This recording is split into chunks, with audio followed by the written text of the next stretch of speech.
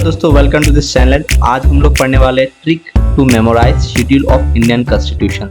जो 12 शेड्यूल होता है उसको इजीली किस तरीके से हम लोग मेमोराइज कर सकते हैं, आज इसी चीज़ को लेकर हम लोग डिस्कस करेंगे, जो कोई भी कॉम्पिटिटिव एग्जाम के लिए बहुत इंपॉर्टेंट होता है। तो ट्रिक बहुत सिंपल है, हम लोगों को याद रखना है टीयर्स ऑफ ओल्ड PM। हर एक लेटर से एक शेड्यूल रिप्रेजेंट करता है। आप लोग देखोगे यहाँ पे टोटल 12 लेटर है। तो पहला जो टी है उससे जो रिप्रेजेंट होता है वो होता है टेरिटरीज एंड स्टेट्स। तो पहले हम लोग सब शेड्यूल्स को देख लेते हैं, इसके बाद हम लोग हर एक शेड्यूल को थोड़ा डिस्कस भी करेंगे, जिससे हम लोगों को उन सब शेड्यूल्स के बारे में भी थोड़ा बहुत पता चले। टी से टेरिटरीज एंड स्टेट्स, जो एक्चुअली आर्टिकल 1 to 4 तक ही मेंशन किया गया है। दूसरे से है ई से इमोल्यूमेंट्स, और ए से है एफर्मेशन ऑफ ओथ, जो मंत्री लोग जो ओथ लेते हैं, जो भी है सभी चीज़ यहाँ पे मेंशन किया गया है अपनी मिनिस्ट्री संभालने से पहले।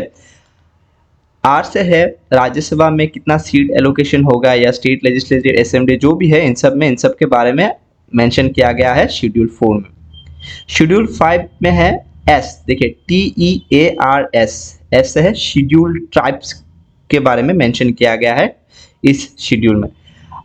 नेक्स्ट है ओ फॉर अदर ट्राइबल एरियाज, तो ये है 6 शेड्यूल। 7 शेड्यूल है हम लोगों का फेडरल लिस्ट, जिसमें हम लोगों का 3 लिस्ट होता है, यूनियन लिस्ट, स्टेट लिस्ट और कंकरेंट लिस्ट। नेक्स्ट है 8, जो कि है ऑफिशियल लैंग्वेज। शेड्यूल 8 में मेंशन किया गया है ओ फॉर ऑफिशियल लैंग्वेज, जहाँ पे 22 ऑफिशियल लैंग्वेज है हम लोग के इंडिया का। नेक्स्ट 9 जो है वो है लैंड रिफॉर्म्स। ये आप लोगों को याद रखना पड़ेगा कि ये फर्स्ट अमेंडमेंट एक्ट के जरिए उसको ऐड किया गया था। मतलब जो फर्स्ट अमेंडमेंट एक्ट आया था उससे कौन सा शेड्यूल ऐड किया गया था, वो 9 शेड्यूल को ऐड किया गया था।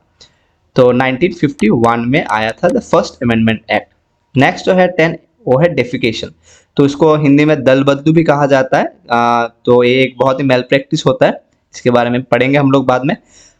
11 है पंचायत के बारे में है, जो हम लोग 73rd अमेंडमेंट एक्ट के जरिए इसमें एनेक्ट किया गया, इसमें लाया गया। और नेक्स्ट जो है 12 नंबर, वो है एम फॉर म्यूनिसिपलिटी, जो कि 74th अमेंडमेंट एक्ट के जरिए लाया गया। तो ये है 12 शेड्यूल, जिसको याद रखना बहुत आसान है इस ट्रिक के माध्यम से। अभी हर एक शेड्यूल को थोड़ा डिस्कस करते हैं। जो पहला शेड्यूल है, मैंने बोला था वो आर्टिकल 1 से 4 तक ही मेंशन है, और वो बेसिकली हम लोग का जितना स्टेट, यूनियन और यूनियन टेरिटरीज है, इन सब के बारे में डिस्कस करता है। तो यह हम लोग का फर्स्ट शेड्यूल। सेकंड शेड्यूल जो है वो मैंने बोला था ऐसे, सॉरी थोड़ा मिस्टेक, ई फॉर इमोल्यूमेंट्स, नहीं मिस्टेक नहीं है, ट्रिक तो पहले पेज में हम लोगों ने लिखा था, यहाँ पे लिखा है ई फॉर इमोल्यूमेंट्स। तो इमोल्यूमेंट्स क्या होता है, इस शेड्यूल में प्रेसिडेंट के बारे में, गवर्नर के बारे में, उन लोगों का सिलेक्शन, उन लोगों का इलेक्शन जो भी होता है वो सभी मेंशन किया गया है। देखिए स्पीकर, डिप्टी स्पीकर, चेयरमैन, सब के बारे में मेंशन किया गया है। तो आप लोग देख सकते हो, मैं PPT डिस्क्रिप्शन में दे दूंगा, PPT का लिंक आप लोग डाउनलोड करके पढ़ भी सकते हो। तो सिंपली इमोल्यूमेंट्स में ये सब चीजें मेंशन किया गया है सेकंड शेड्यूल में। जो थर्ड शेड्यूल है वो है एफर्मेशन ऑफ ओथ, और मैंने बोला था जो मिनिस्ट्री संभालने से पहले मिनिस्टर लोगों का जो ओथ वगैरह होता है वो सभी चीज यहाँ पे मेंशन किया गया है। This provides for forms of oath और एफर्मेशन इंक्लूडिंग जैसे यूनियन एंड स्टेट मिनिस्टर का hire the candidate for election to the parliament and the state legislature वगैरह वगैरह ऐसा। नेक्स्ट है आर फॉर राज्यसभा में सीट एलोकेशन। तो it provides the number of seat allocated to each state और union territory in the council of state Rajya Sabha. हर एक state से कितना मेंबर जाएगा, इन सब के बारे में यहाँ पे मेंशन किया गया है फोर्थ शेड्यूल में। फिफ्थ शेड्यूल जो है वो है हम लोगों का TEARS, शेड्यूल ट्राइब्स के बारे में है। तो it deals with the administration and control of schedule areas and schedule tribes. उन लोगों के लिए जो स्पेशल राइट्स है वो सब मेंशन किया गया है। नेक्स्ट सिक्स्थ शेड्यूल पे है हम लोगों का other backward tribal area, other tribal areas. तो इन सब में स्पेसिफिकली आसाम, मेघालय, त्रिपुरा और मिजोरम के बारे में मेंशन किया गया है। तो नेक्स्ट जो है वो हम लोगों का 7th शेड्यूल है, जो एक्चुअली है फेडरल लिस्ट। मैंने पहले ही बोला था हम लोगों का 3 फेडरल लिस्ट है, एक होता है यूनियन लिस्ट, एक होता है स्टेट लिस्ट, और एक था हम लोगों का कॉन्करेंट लिस्ट। और हर एक लिस्ट में सर्टेन रूल्स एंड लॉस को मेंशन किया गया है। यूनियन लिस्ट में टोटल ऐसा 100 है, इसमें 62 है शायद, और इसमें 51 है। तो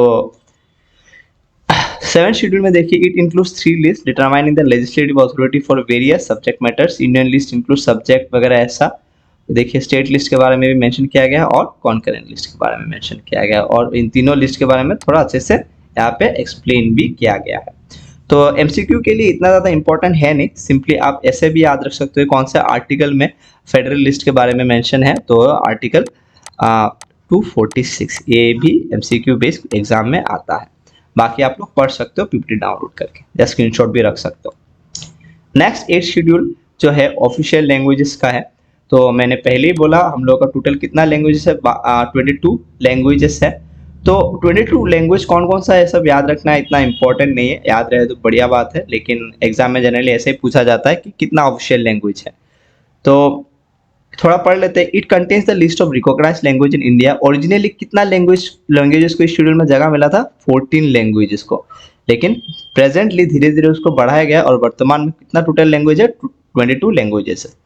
तो आप लोगों को पूछ सकता है initially how many official language India had, तो वो होता 14 लैंग्वेजेस। ओके, 9th शेड्यूल जो है वो है लैंड रिफॉर्म्स के बारे में। तो मैंने बोला था ये पहला अमेंडमेंट एक्ट के जरिए उसको लाया गया था। तो फर्स्ट अमेंडमेंट एक्ट कौन से साल में, 1951, जिसके जरिए उसको कॉन्स्टिट्यूशन में ऐड किया गया।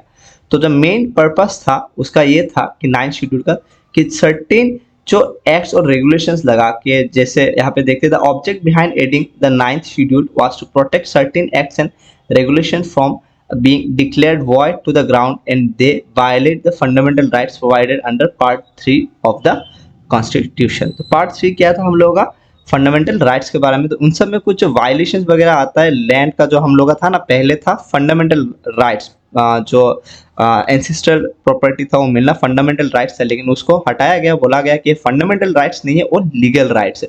तो वही चीज़ के बारे में यहाँ पे अमेंडमेंट एक्ट के जरिए उसको रेक्टिफाई किया गया 9th शेड्यूल में।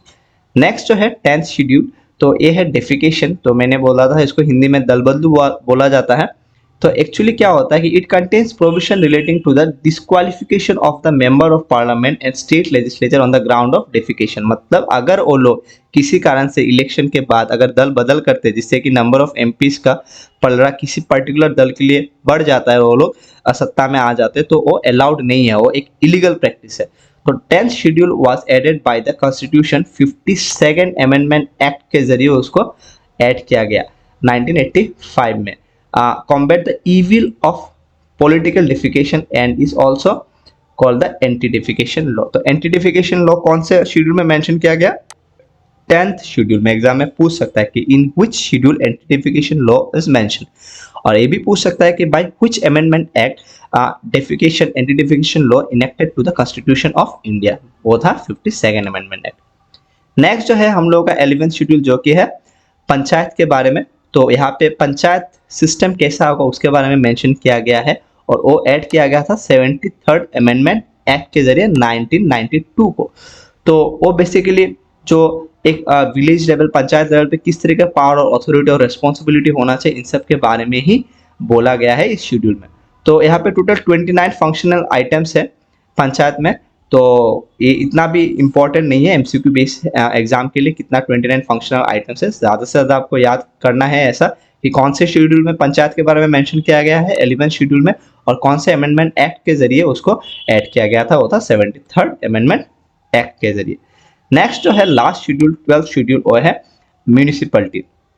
तो म्यूनिसिपलिटी को ऐड किया गया था 74th अमेंडमेंट एक्ट के जरिए 1992 में ही, ठीक, पंचायत के जैसा।